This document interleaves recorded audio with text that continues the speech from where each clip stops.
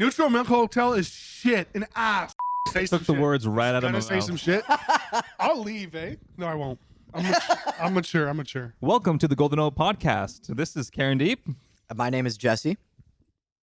Is it my turn? Yeah. My name is Aram. Today, Aram is our special guest. We just interviewed him. His name as an artist is Arameg. Please go check out that interview where we talk about his creative process. And we really just dive deep into songwriting, and it's really great. But he is also very well versed in this album that we're going to talk about today, which is In the Aeroplane Over the Sea by Neutral Milk Hotel. Mm-hmm. And Aram was just saying, what has there not been said about this artist and this album? Yeah, it's tough. We're going to say stuff here that's everyone's said ever in the world. But Maybe. There might be some hot takes, though, especially from this side of the room over here. But we'll see. I don't know. Over here. I would like to get started with just some background stuff, and you get my yapping out of the way. You know. Okay. It was a 20. Karen, how was your day today? My day has been fantastic. good. Thank you for asking. No worries. It's just there was a gap in the conversation. I felt I needed to There was. It's important to fill clear those the air, gaps. fill the air. Anyways, Yes. yeah. 28th anniversary of this album. A few days ago. Wow. So, anyways, pardon me. Yes, 28 years ago, February 20th is when this album came out. Really? Yeah, Wow. 1998. So you weren't even born yet. Actually, that's wild. Thanks. Thanks. I'm just so young and Yes, 28th anniversary. This is a legendary album. Yeah.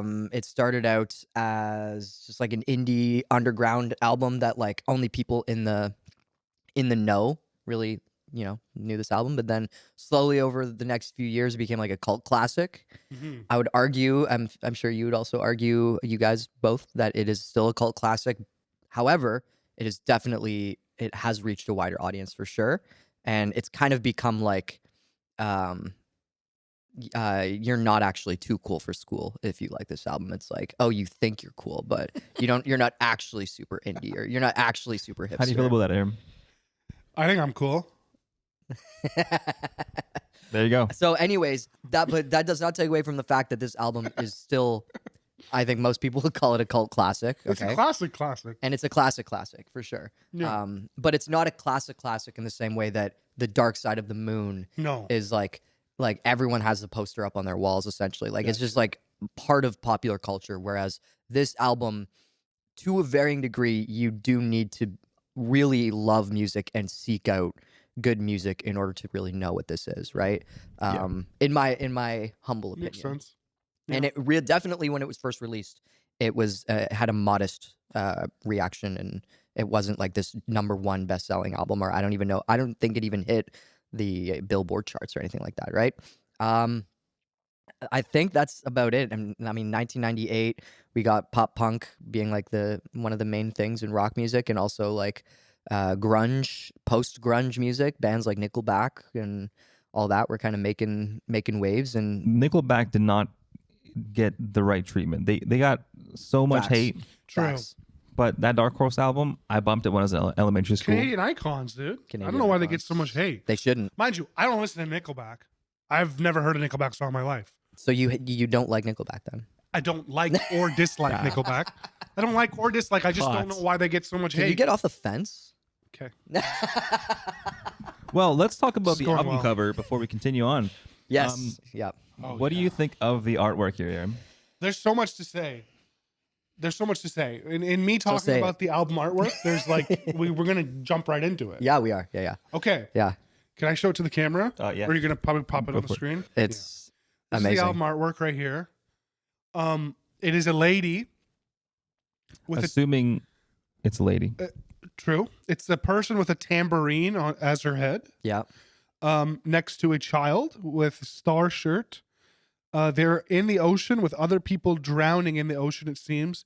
And there seems to be some sort of boat crash happening in the background. Iconic album cover. Don't know what it means. It is connected to the title, In the Aeroplane Over the Sea. It seems like there was some sort of crash that happened. Yeah. And these are people in the sea in a shipwreck. Yeah. Why does the lady have a tambourine on her head? I don't know. It's provocative, man. Why are they both hailing Hitler? That's Yeah, connected to the That's album as connected to well. the album. However, I don't know if this wreck here is to do with a shipwreck or it was the actual plane wrecking. Yeah. I don't know. Are they on like a small boat? I see a boat behind them, right? Yeah. It seems like they might be sitting on scraps, Yeah. like some old wood. Yeah. But I also noticed there's like a steamship in the back that's There different than is. the wooden ship that seems to be around in the sailboats. Right. Yeah. I just love the art style. Yeah. Of it. It's super cool. It looks like somebody spilled their coffee all over it. Yeah. Yeah, and like the top left, there's Yeah. like some weird stainage I happening. love albums that don't have the artist's name in the actual art. Yeah. So like there's a version of this CD you can get that has neutral metal on the side of it, Right. Yeah. but not written on the album. I love that. Yeah. I love album artwork that is abstract. You can't really tell what it means, Yeah. but you can also kind of see that it's kind of connected to the album in a way, which I like. Oh, for sure. Yeah. Yeah. And a big part of this whole album, the band, Jeff Mangum, who we'll get into, who is the lead singer and main songwriter, so much around this whole project is like steeped in mystique. Yeah. There's a lot of mystique, and I think the cover art is like definitely plays a huge factor in that. I would also say, I don't know if this album would be as famous as it is if it weren't for that cover art. Sure. To be honest, Sure. Yeah. Yeah. And Jeff Magnum's, you know what else helps that this album become a classic now is that they don't do shows. They were famous for I a saw little them bit live. and then they dipped off. You saw them live is crazy. 2016. Was it sick? It was cool. Yeah. It was cool for sure. Nice. They're not interested in being famous. No. Jeff Magnum dropped off the map. Yeah.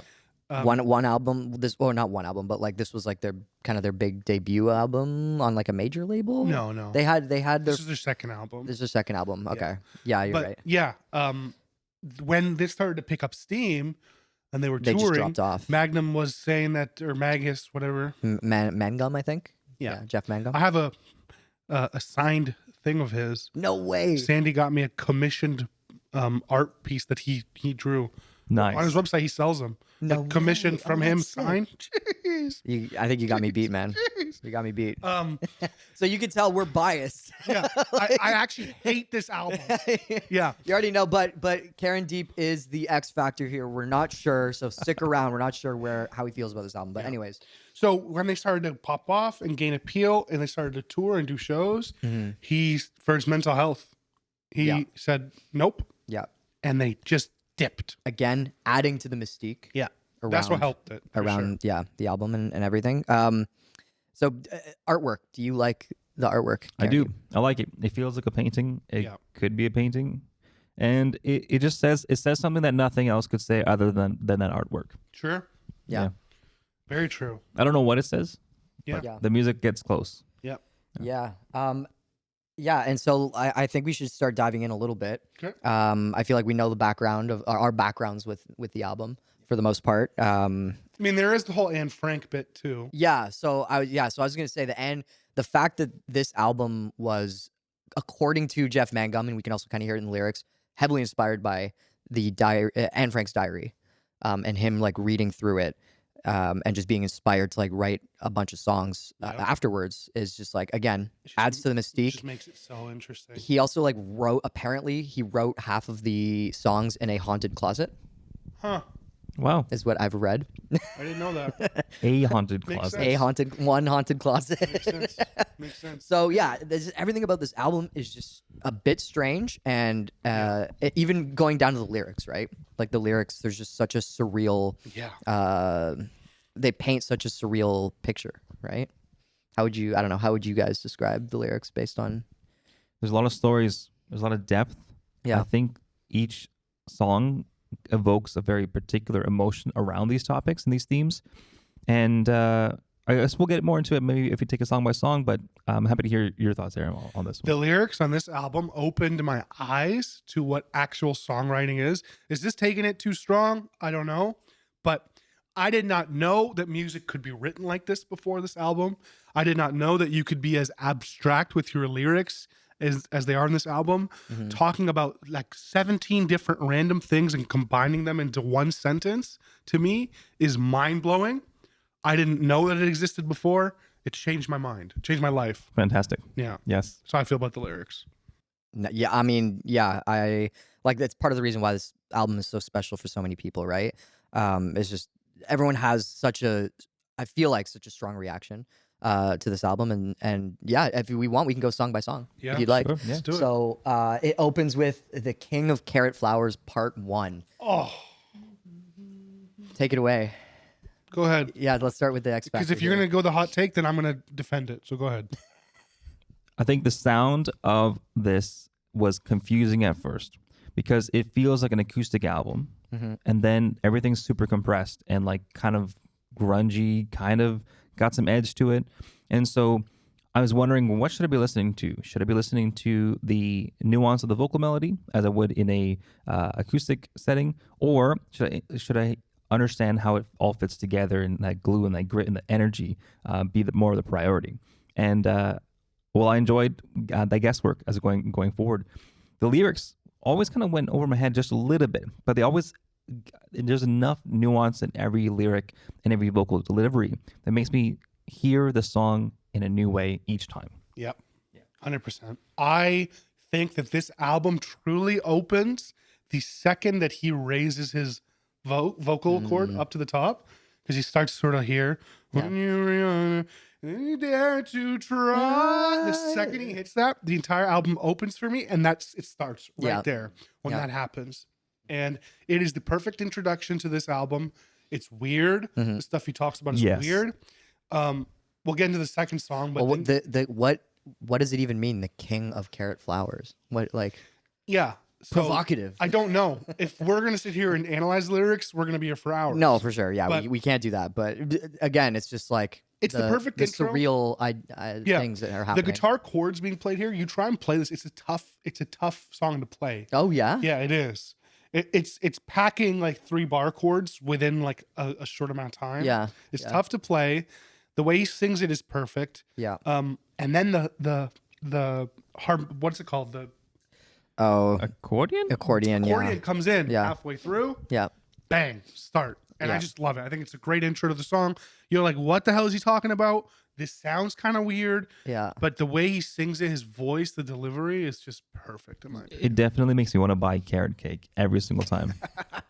And then there's more because there's part 2 and 3 right after that. Right? Exactly. Kind Delicious. of mushed into one track on Apple Music. Yep. I'm not sure if there was any difference in terms of the vinyl when it first came out or anything, but at least on streaming, it's like part 2 and 3 in one track. And for me, this was like the song that got me into this, into Neutral Milk Hotel. And You this got your album. lo-fi compressed drums, Yeah. which is crazy. Yeah. He's playing way too much more than he needs to. Yeah. In a good way. Yeah. The fills are nuts for an acoustic song. Yeah. The drummer's playing. Well, Yes. there's like elements of like lo-fi punk here. Yeah. For sure. Yes. Yeah. And then also just like the I love you, It's Jesus just weird. You're like- Christ. You're like, what? You're like, am I listening to a gospel album? What's Yeah. happening here? Yeah. Yeah. My buddy in high school knew this album first, and he showed it to me. He's actually the guitar player in my first band, and he would just always sing it at like lunch, like when we were at the caf table. He just like start randomly singing it or whatever, or like in line at the caf. Yeah, and it was like, what is this song you're singing? And he's just like, oh, it's great. And so then I listened to it for the first time, and from then on, I was Yeah. just hooked. Yeah. It's like this very strange artist singing about Jesus, but like kind of in a funny way, you know? Where are they from in the U.S.? Do you know? It's like the South, right? Oh my goodness. I honestly, I don't remember exactly where, but I think so. I was going to say more like Seattle area, but We'll get the answer. to we'll that. get the answer. But that is, you know what? No, I can't say that without knowing the answer. I was gonna say it sounds Southern, yeah. right? Yeah. Let me pull it up quickly. Yeah. You got it? All right. But anyways, yeah, the first 2 tracks are just it already just like throws you into this weird world, right? And you're like, where am I? What's happening? Ruston, L.A., Louisiana. Louisiana? Yeah. Oh yeah, I guess so. Yeah. So it gives that. This Yeah. song specifically gives that to me. Yeah. I get that vibe. Bible Belt, you know? Yeah, for sure. The other thing before we keep going, I want to mention is a lot of these songs, or some of them for sure, were in development before, like years before this album came out. And correct me if I'm wrong, because you're also like a big Yeah. fan, right? But lyrics and melodies were already being crafted like as early as 93, I think, for some of this I stuff. think that they just made a batch, Yeah. and he had a lot of songs sitting on there, and yeah, it all came together at this point. But yes, I think Yeah. you're right. And then, so second track for you, Karen, how did you feel? Was that the Part 2 and 3 Part 2 and 3. with the fast paced like lo-fi punk stuff? You know, it felt good, but I was waiting for something more. I wanted it to get softer near the end of that, Oh, okay. and I didn't quite get that. Yeah. Yeah. And then it just goes straight into In the Aeroplane Over the Sea, which is the title track, right? Which is something of its own. Beautiful song, in my Yeah. opinion. Yeah. I correct me if I'm wrong, but the lyric, "How strange it is to be anything at all," is in this song, right? crazy. And that's like one of my all-time favorite Yeah. lines. Yeah. And like, I don't have any tattoos, but if I got a tattoo, I might consider like having that be Wow. written somewhere on me. Yeah. I just think it's a beautiful line. It's melancholy, but it's also kind of hopeful. Yep. And it's also super like existential Yep. all at the same time. Yep. Yeah. And Brings up how strange it is to be brings anything up at all. Anne Frank for the first time. In this song. Yeah. Ghost, Anna's ghost all around. Okay. Mhm. So Yeah. it finally starts to sort of hit on what is commonly people think about this album, and you're like, oh, Yeah. Yeah. Yeah. Makes you Did think. you pick up on? Did you do research before or after, or did you just like listen to it and like were you aware of the Anne Frank angle? to Not this album? exactly. Not Okay. exactly, but I was aware of like it's back in the day, the conflicts from back in the day arising. Yeah. Yeah. Okay. yeah, a lot of war talk, a lot of World War II. Yeah. Yeah. Yeah. There's one other thing I love: the saw, the singing saw. Yes. And that comes up multiple times in the album. I love that thing, dude. Yeah. I mean, who thinks to put a Yeah. singing saw in the song, and it works That's for me. that's the haunted closet vibes Yeah. coming out in full force, right? It works for me. It does. And that's like part of the album that it feels experimental too. Is Yeah. that saw specifically is For definitely sure. really cool. But in general, in the Aeroplane Over the Sea title track, in my opinion, is a very strong song from a songwriting perspective. Yeah. And it's probably one of the more accessible It is. songs for anybody who's listening to this album. You will definitely be able to connect more with this song because it's just, the structure of it's verse, chorus. There's no weird like intro things happening or lo-fi punk drums. It's like, definitely accessible acoustic song with really good melody. Yeah. Yes. I don't know if you had any more thoughts on this track. It's one of these powerful choruses, these powerful melodies that really strikes you and carries with you. And I think that was one of the strongest elements of this song. But there's always moments of that Yeah. in all the songs throughout the album. Yeah. And there's all these little moments where you feel like you want to sing along, or you want to Yes. feel like you sing a harmony. Where I feel there's always something that invites you to sing with the stories being told in this album. And this one is a big part of that. Yeah. This song is the most accessible one on the album, like you said, Mm-hmm. but it doesn't go away from the weirdness. Like you have the lyrics in the bridge, Okay. you know, like Refresh me on those. how I remember you. I will push my fingers through your mouth. Or to just get sing make the whole song. those The whole muscles album now. move. You're like, Yeah. oh, when you Yeah. hear that, you're like, ew. Yes. And thank you for bringing that up because this becomes kind of a major theme in this album is like physicality. Fingers, mouth, Yeah. And like the spine and muscles. the literal coming together of human bodies, Correct. Yes. Yeah. which is like Visceral. super weird, but super cool on this album. Like the Yeah. way he just like Yeah. puts it all And I together. love how even in the most accessible song, you throw in a little bit of weirdness. Yeah. So the layman listening to it is like, oh, but then the chorus is like, A yay. beautiful face I have found in I this love that. place. And Yeah. the last thing I'll say about the song is the strumming pattern is very like swayy. Yeah, it's kind of unique, right? Like Yeah. it's just I think very that's 6/8 kind of feel. yeah. Yeah. That swings. Yeah. There's a heavy beat going on. Yep. So amazing track. Is this also where he sings about no, I'm thinking of Holland 1945, the piano in the sky. Okay, yeah. Anyways, great song. Definitely a highlight. And there's a reason why it's the title track on this album for sure. Yep. Next is Two-Headed Boy. And this is the first part. This is another weird thing about this album is the King of Carrot Flowers gets parts 1, 2, and 3. And then the Two-Headed Boy is just Two-Headed Boy, and then there's Two-Headed Boy Part 2. But they didn't mention the Part 1. Like, I don't know. It's just like a weird inconsistency Sure. I'm thinking of right now, but love this song. Yeah. This song is my favorite song on the album. It's, Hot take. yeah. Oh, Calmly is, we'll get to that, is my second favorite. This song is so amazing. The way that the chords are strummed here, the beginning of each chord is like hit very hard. So he's playing with volume. Yeah. The lyrics are insane. Yeah. Nuts. And you just can't help but be locked in when you're listening to this because you're like, whoa, what is he saying? Another point I'll make is this is the first time where you start to hear some vocal like blemishes, some weird. In the music, You can tell that this is live. This is one take. Yeah. You can tell. Yeah. You can tell there's no editing Yeah. to his vocals. There's no choppiness at all. Yeah. It's almost as if the whole album is played start to finish. Yeah. And when he goes up in tenor, you can see his voice straining a little bit. I think it still sounds fantastic. Yeah. But you really get more locked in because you realize, oh, he's sitting there singing this whole thing live in one take. Yeah. So, yeah. Yeah. And Karen, if you want to talk more about what your sense of the recording process was on this album, please take it away because I'm not exactly sure, but I do know there's a lot of elements on this album, as you were saying, that are just like live off the floor vibes, done in one take. And we'll remember that when we talk about O Calmly, about the done in one take part. But what was your sense in like the whole recording aspect by this point in the album?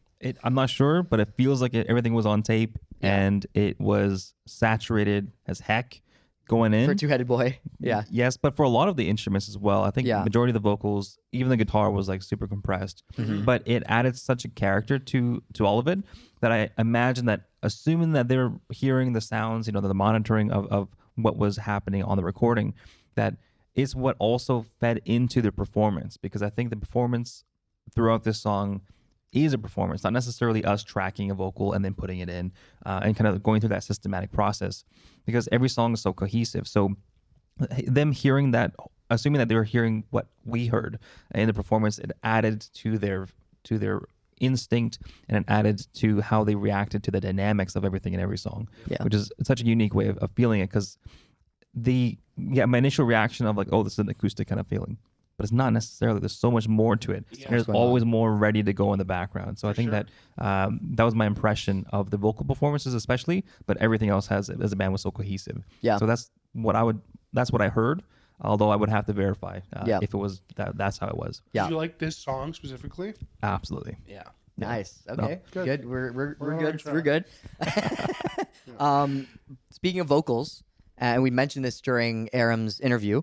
Because Aram, you're a big System of a Down fan, and I remember thinking when I first like showed you Neutral Milk Hotel and you were like super into it, I was like I know he likes acoustic stuff, but he also loves Sode, and then I was like, wait a second, the vocals are actually, when you think about it, very kind of similar. Yeah.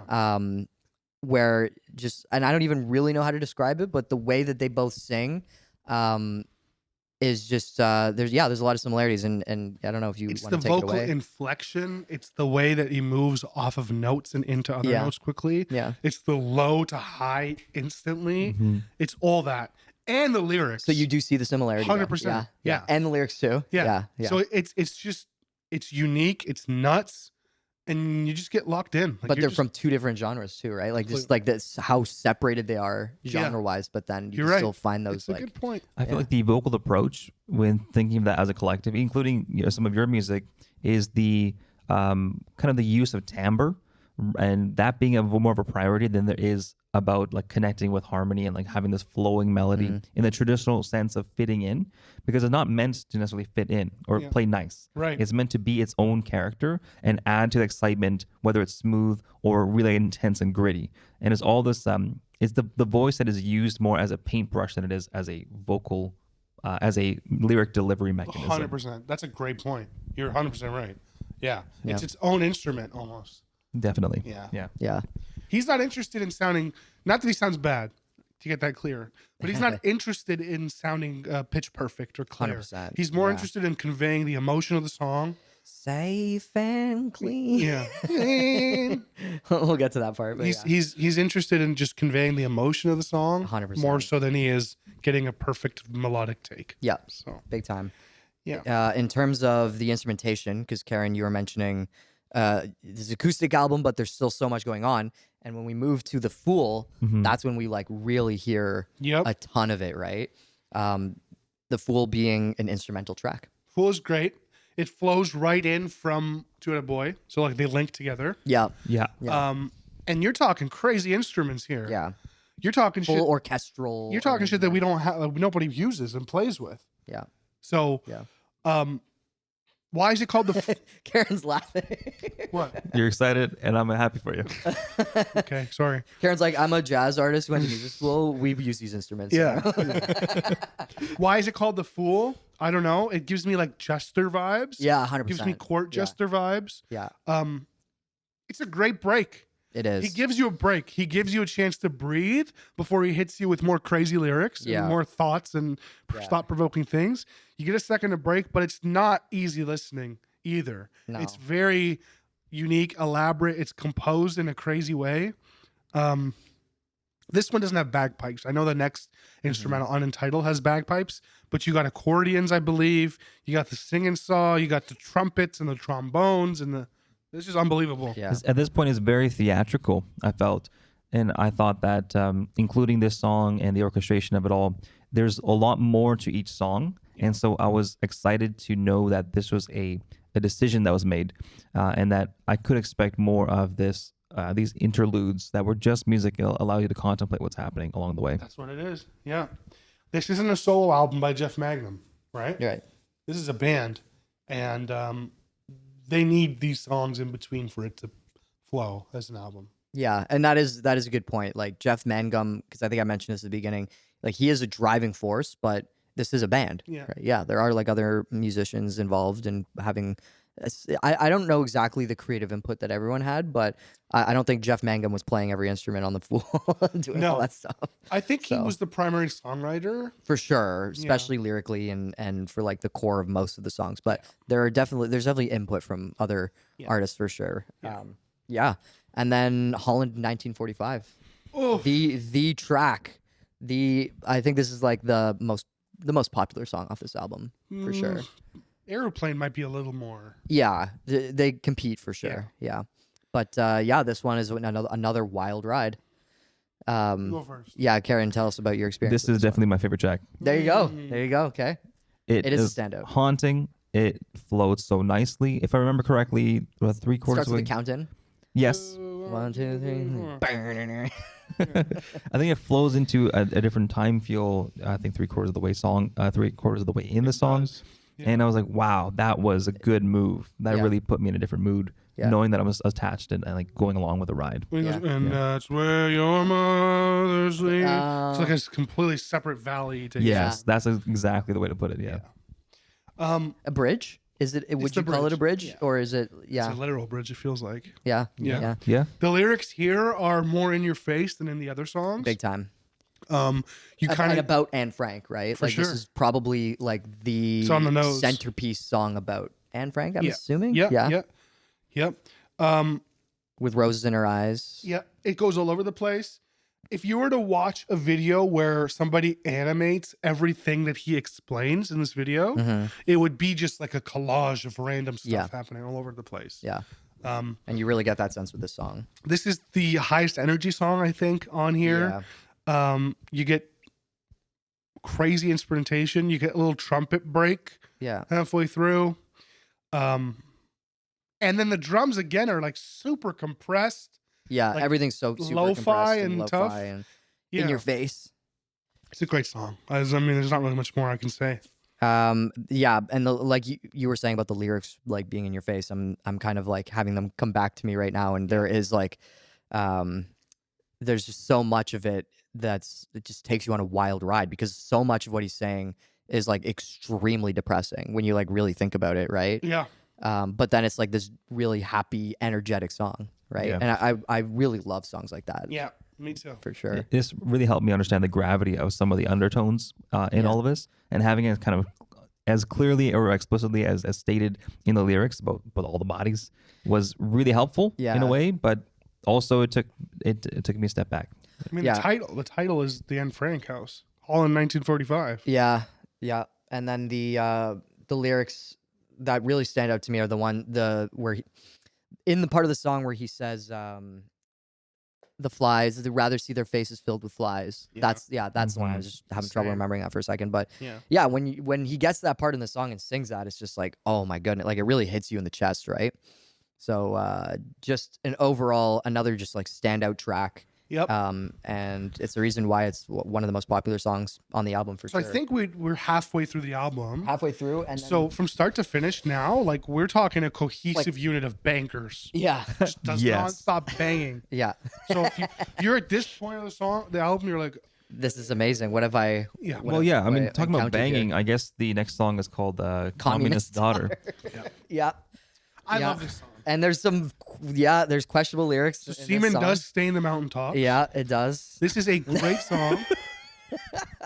And this is the first time you can hear some real editing going on from the actual tape. Yeah, So it starts with a count that gets cut off, yeah, and then it goes like tape reverses and it starts again. yeah. It's got like this ambient noise in the background that's not coming from an instrument. It's a sample. Mm-hmm. Sounds like a sample being played in the background of like static hissing and static conversation Yeah. through it. Then you have like electronic piano, like bass. Na, na, na, na. Yeah, I love that. So this is the Yeah. first song so far, I believe, that has had some actual like studio effects put Yeah. onto here, and it works. And it's so mellow, Yeah. and the way he sings it too, it's almost like in a murmur or a mumble, and Mhm. like communist, the communist daughter, like the way the melody goes, it's like entrancing almost, It right? is. But then the lyrics again, it's just like what, like for any normal listener, it's just like what is he talking about? And like being in high school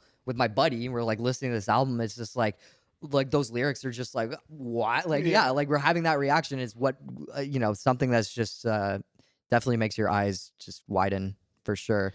I love that they put the song in this section of the album because the arc of all of the energy happening, having this be as mellow as it was, especially coming from the last song, was a great way to not necessarily have a break, but to show another angle to what is capable of this group and what they're trying to do in this album. Yeah. Yeah, I never thought about that, but I think that there was some thought paid to where the songs get placed 100%. Yeah. Yeah. in terms of energy. And you're right. That's a good Yeah. break. Yeah. And even just with the parts, part 1 and part 2, like there, you can definitely see there was like some sort of, thought process behind. Yeah. That's kind of like a funny story with Nirvana and Nevermind. Apparently, there's rumor that Kurt just kind of like threw all the songs on it like randomly. Like they sat down in a big room, and the bigwig at the record label was like, what order do you want the songs to go in? And Kurt was like, I guess we got this song and then this song, and it was just like that, right? Whereas this is definitely a lot more thought through. Okay, Oh Calmly. Oh, That might- reaction right there. this says it might all. be one of the greatest songs ever recorded. Dang. Wow. Okay. Unfortunately- I can't fully disagree with you on that. Unfortunately, this one actually escapes my memory. Okay. Okay. So this is all you. Please share your thoughts. This one is one take. You hear the producer go, "Oh shit," at the end, yeah. which blows your mind when you hear it. Yeah. I mean, talk about And the reason why, like, just going beyond the fact that all the lyrics you have to remember in general, doing any song in one take is a feat in and of itself, right? But this song is also what, a 7-minute song, 6.5-minute song. Like it's not a short song at all. I've played this song before from start to finish myself, singing it. Yeah. You go through like a religious experience. It's Yeah. like you're on a fucking pilgrimage. Yeah. Yeah. It's crazy. Yes. It's like you go through these valleys to get through. I love the way that the E chord at the beginning is the E minor is like dun, dun, dun, dun, Yeah. dun, dun. And he just goes through it. Goes up, stays here for a bit. And then he goes down, and then he's back down here, and he's chilling. We're talking about fetuses and flesh-licking Flesh-licking babies. ladies. Yep. Another quotable. And you go back up. Believed in me. Say You go back Yeah, up, and he's going crazy. The peaks and valleys. Peaks and valleys, and then we're talking. I believe he talks about like we know who our enemies are, and he's like hitting the tapping guitar. the guitar, and make a little yeah. beat on his own. Dum, dum, dum, Yeah. dum, dum, dum. We know our enemies are, and then he holds it. La, la, la, and then it's just like I love how we're just singing the song for Karen. And he's just like, "What's going on?" it's like you're going to the theater. It's like an opera. It is. And then you lead into the second half of the song, or the ending of the song, where the then you get some horns coming in to really just make it punch. Yeah. And this song is just I'm the one, I'm yapping too much, so tell me when to stop. But no, keep going. This song is just like every aspect of it to me is perfect. The lyrics are insane. Yeah. If you listen to, I think the vocal inflections, the way he sings it is nuts. The guitar play is nuts. Yeah. And the ending, the way that he composes the whole song together, to me is really. Well, bring us through the ending to also remind me, like, because you Rolling my yeah. So then there's like a huge like beat switch in like indie acoustic in the indie acoustic world, where it's just like you veer off into like a whole it's like other a beat thing, switch, right? Yeah. Stranger stomach. Yeah, exactly. And then he and then the horns come back in, and then does it end on like one last strum, and then And then you have the horn. Yeah. Oh shit. Yeah, because he just did the whole thing in one take. Yeah. So it's amazing. Yeah. Also the way he pronounces words, like throughout the whole album this is the case, but especially on this track, like miracles, pull out all your miracles. Yeah. The word is miracles. He's but got some like twang. Sometimes he says words like some stranger stomach. Yeah, You can hear some of that southernness in it. Yeah. It's just unique. It's just so much energy. I love the song. I love that you described it as like a pilgrimage and almost like a religious experience. Like, like listening to it and playing it if you are a musician and whatever, like trying to cover it, even just by yourself, is just like, whoa. Mm-hmm. Yeah. So Karen, definitely come back to the song. I'll have to revisit it for sure. But I can also understand like, it's a long track for sure. And if you're listening to this whole album in one go, like by the time you get there, I can see it feels more like an entire arc of music than there is discrete songs. And even in this song in particular, there's all these different movements. Yeah. So it's hard to like imagine like this song is like not just this song. Yeah. It's like you getting there and you coming out of it is part of it. Yeah, and that's actually interesting to think of, because when I first listened to this in high school, it was like my buddy showed me the part 2 and 3 first, and that was the first song I got introduced to. And then I listened to Aeroplane Over the Sea, and then I listened to Holland 1945. And so I like picked pieces up, and then finally I was like, okay, clearly there's something to this album that I'm gonna like. And then I listened to it all the way through, and I was able to grasp onto the songs that I already knew, and then still have energy to like take in like all these other new songs that are just like mind-blowing. But if every song is new to you, it's like every song's gonna be mind-blowing, and it's just like, yeah, I can see how you can get lost a little bit for sure. Yeah. Okay. Any last thoughts on "Oh Calmly" before we move on? We're getting to the last little bits. It's thematically on point here. I don't know who Calmly is. I think he's talking to a person named Calmly. Yeah. There is a bit here where again he dips into some of that World War II, where talking about buried next to her sister and 50,000 others and 500 families. Will she remember me 50 years later? I wish I could save her in some sort of time machine. Yeah. So like, we should get to the fixation that. I mean, this is him feeling guilt for Anne Frank's scenario, who's, been dead for 50 years. He's talking about wanting to go back and save her in some time machine. Yeah. Will she remember me? Yeah. I mean, it's powerful, makes you think about like atrocities in the war. Yes. It just takes you back. But like this personal fixation of him with this one person wanting to save it, I think it's a good way to explain his thoughts and feelings the way that he says it like that. It's just really hard, deep. Yeah. It's powerful.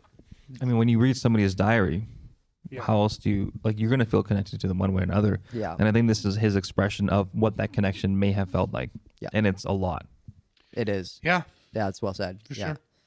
Yeah. So there's again, this the theme of Anne Frank, and he definitely has like a fixation. And yeah, it's just as you were saying, very powerful. We get to Ghost. Woohoo! I mean, talk about swing. Yeah, yeah. The way that Yeah. the drums are played here to me is just really cool. It's like Ghost, yeah. he comes in with these like snare hits Yeah, every once in a while, but then he's playing on the rim for most of the song. yeah, And they'll just come in with some snare hits in between. It's kind of like poppy song pops yeah, through. for sure. This song was one of the last songs for me to like get hooked on, Yeah. for sure. But it grew on me, and again, it's just it fits the album so well. It flows Yeah. perfectly after "Oh Calmly." It Yeah. gives you a little more A juice, little more pep in, a little more pep in your pep. step. Yeah, you can kind of dance to this one. Yeah. And swing. I'd say it's maybe the least interesting in Yeah. terms of like what's going on. Yes. But it's not a bad song by any means. It No. works in the flow of the album. I don't know if this is one I'd play by its own. Yeah. Yeah. You know? What about you? That was Karen? my What impression as well. Yeah. Kind of just it fit, but it didn't stand out to me. But it's great to have that energy there. Yeah. Yeah. Okay. And then we get to Untitled. Love Untitled. Yeah. Untitled is my Dun, dun, favorite. dun, dun, dun, dun. It's my What is that instrument? Actually, I should have. So there's looked this up bagpipes in before. here after that. Yeah, the bagpipes just go so hard. Yeah, finally a bagpipe song that isn't the only bagpipe song that exists ever. Right. Do you know what I'm talking about? And bagpipes are annoying. The one, anytime a guy pulls out the bagpipes, or you're at a parade and you hear Oh, bagpipes, yeah, it's that- it's just the same Yeah. song. So right? one song, it's like Wonderwall and acoustic guitars. Yeah, it's For literally, bagpipers. but even worse because even Wonderwall isn't that like entrenched. Anyways, this is my mini rant on that. I think it's a bagpipes, but- keyboard. I think it's an electric keyboard. Yeah, But but it still feels natural. Like it doesn't feel too electronic. feels like it's you know? coming from hands. It feels carnival-y. Yeah. Yeah. It's very triumphant. Yeah. Triumphant. Yeah, it's like a carousel. You're right. Yeah. That's the vibe I get from it. It's hard, like, for me to understand what it means. Like, why did they want to put this apart from just album flow? Like, oh, this flows in the album. Like, what is the reason for these songs? I don't know, Yeah, I mean that's a good but question. it works. And it works. And I would say it acts in the same way the Fool does, Yeah. which is it's kind of like a palate cleanser. You know? Mm. But do you think that that was the only intent of it, or was there a deeper intent of it? Like, you Yeah. think they made? Let's just put an instrumental here, Yeah. just to palate cleanse. I don't know. And it's called Untitled, right? So it's like even more Yeah. ambiguous. But like again, it just works so well. What was your impression, Karen? I thought it was fine. Okay. Yeah. No I didn't strong. have no strong feelings about Yeah. this one. There's a clean stop break in this where it goes, Yeah. bam, it comes in, Yeah. and it hits hard. hits so hard. every time. Yeah, Yeah. it's just a great song. And I think another reason why it's great is because how it flows into the final song on the album. Mm-hmm. You have that The drone, almost like a droney sound. Yeah. It flows With into the saws. Yeah. Yeah. Okay. So this is the final track on the album. This is my favorite song on the album. I think this is a masterpiece of a song. I still remember the moment when I first listened to this song and it like really hit me. yeah. And it's just such an amazing track. So I want you two to first kind of get started with what your thoughts were on this song. Go ahead, King. This was heartfelt and very intimate, and I just felt sad the whole time. All of this is Yeah. very sad. Yeah. So that's as much as I have to say on it because it feels like it's so personal that I don't even want to like tear it apart or anything like that. This just- song, just sad. Yeah, Yeah. This song is every bit of this album that we've went through from beginning to end, all accumulated into one song. Yes. He pieces every theme together into one song. Obviously, you have like actual callbacks to Two-Headed Boy in here, Yeah.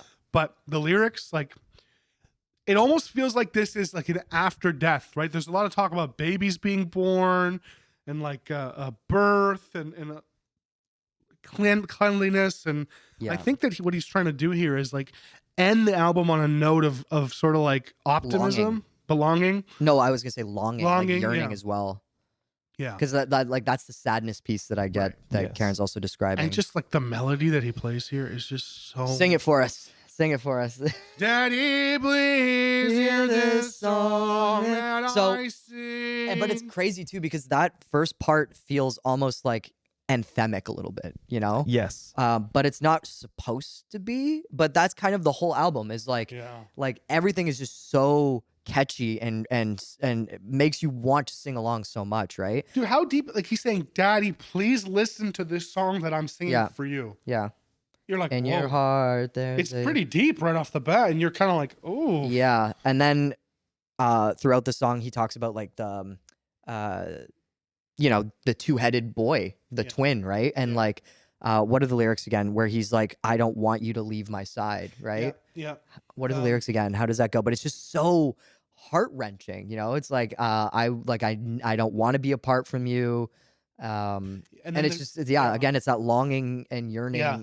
There's a lot of aspects. religious stuff here too. Like when we'll wait for our miracle. Yeah. God is a place where we'll go for the rest of our Yes. lives or something like that. Yeah. And then the ending Oh, where he just sings, the ending is "She will feed you tomato and radio wire. Yeah, and in my mind, I always like harmonize with that part. Yeah, me too.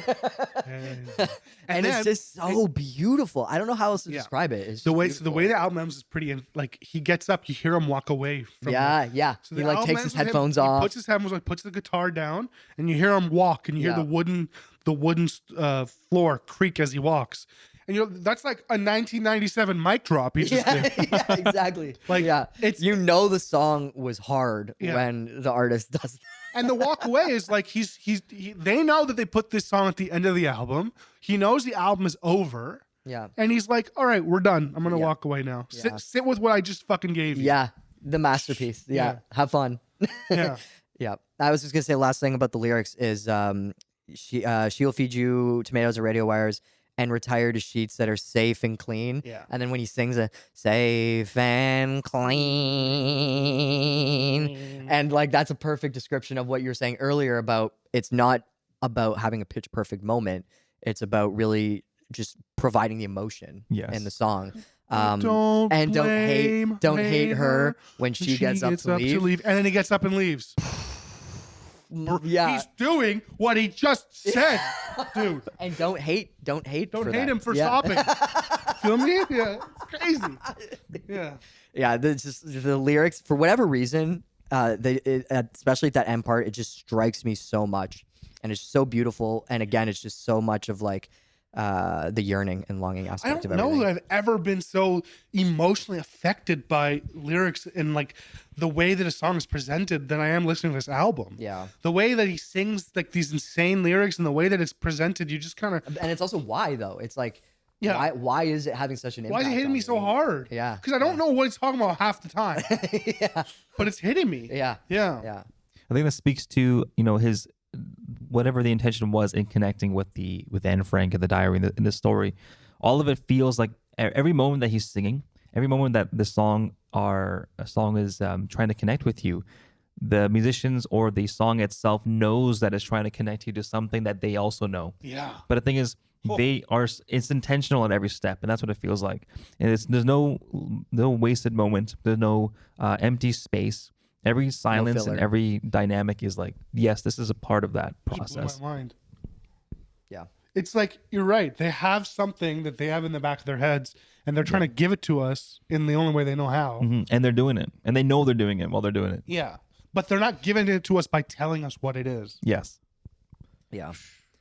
Yeah, and that's the album. Jeez. That's why he gets paid the big bucks. Yeah. Paid.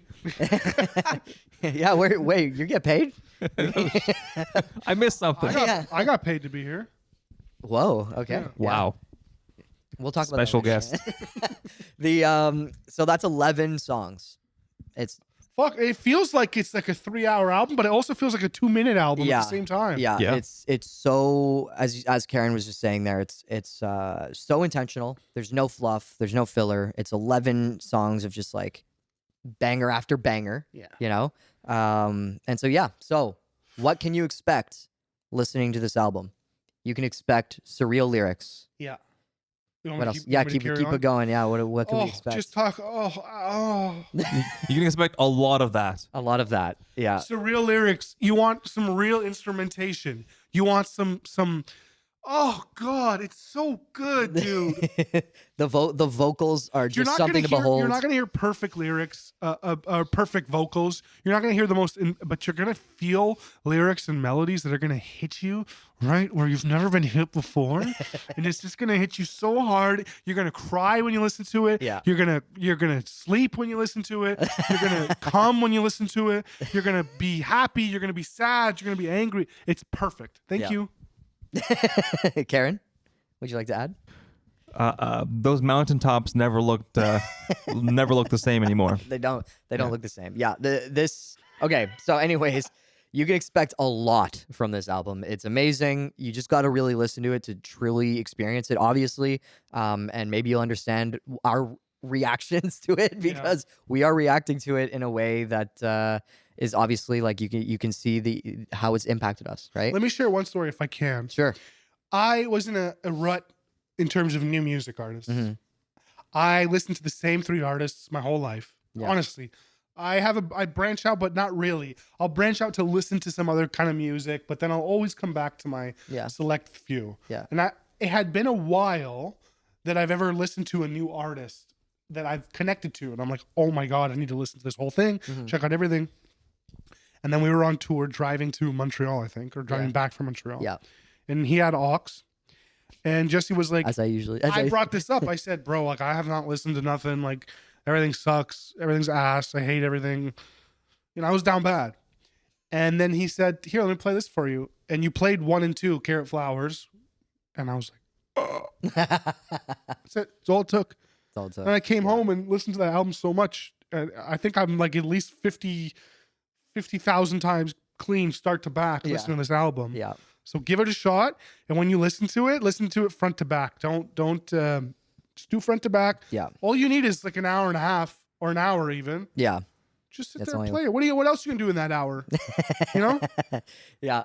Exactly. Yeah. Exactly. Listen to it. Yeah. Thank It's you. a sales pitch. Yeah. That was great. Okay. So Neutral Milk Hotel, in the Aeroplane Over the Do Sea you guys is do the name of the ratings album. here? And we're going to do a rating. Thank you for reminding me. Okay. So we usually do 5, like out of 5 for me, out of 5 for Karen, but the math is a little bit janky now with the 3 of us. So I'm all your fault. thinking, yeah, it's all your fault. How dare you, Aram? I need more money. Yeah. So how should we do this? Out of what? And then we add the scores What up. if we still do out of 5 and then we use calculators to do the math? Does that work? That sounds good to me. What's with the math? Why is the math? I'm confused. Why? Because then we put the score together, and then it's like, so if I rate an album 5 out of 5 and Karen rates it like 1 out of 5, then the combined objective score is 6 out of 10. We're And looking for a 10 out of Even 10. though I really loved it, So if you both rate it 5, it's a 10 out of 10 album? yeah, That doesn't make any sense. I disagree with you. Okay. It's just Because both of you don't think it's a perfect album. If you guys, 5 out of 5. Yeah, we like put the scores together. You know what I mean? And it's like, okay, the both of us, our thoughts together on this album. I understand. Here's like the overall score, right? Yeah, okay, no, it does make sense. You guys both give it 5s. It's a perfect album. Yeah. Yeah. Gotcha. So I will. Can I start on my rating? I think everyone already knows. It is a 5 out of 5 for me. This is a magical album. It is an amazing album. Everything about this album for me is just beautiful, and so I will rate it 5 out of 5. There are not many 5 out of 5s out there. No. This is one of them. I will give it a 5 out of 5. wow. I'm gonna give it a 4.5 out of 5. Why?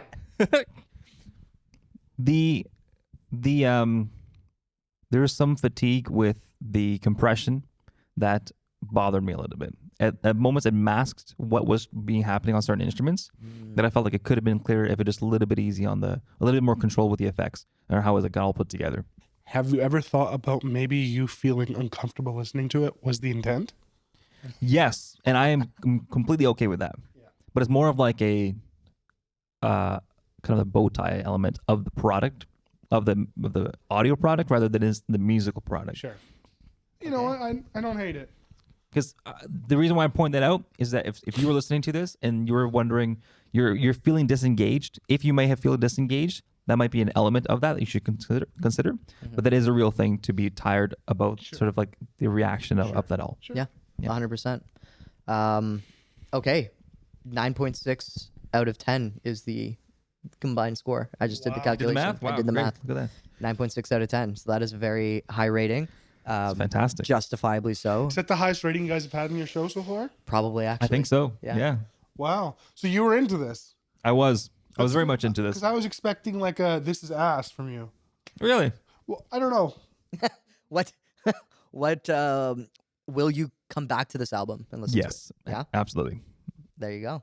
There you go. What's the second highest album you guys have rated so far? I'm just curious. It must have been Sex Pistols.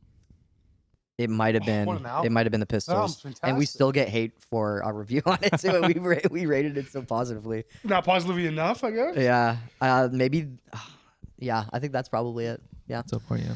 Yeah. Okay. Well, thank you so much for going on this journey of reviewing In the Aeroplane Over the Sea by Neutral Milk Hotel.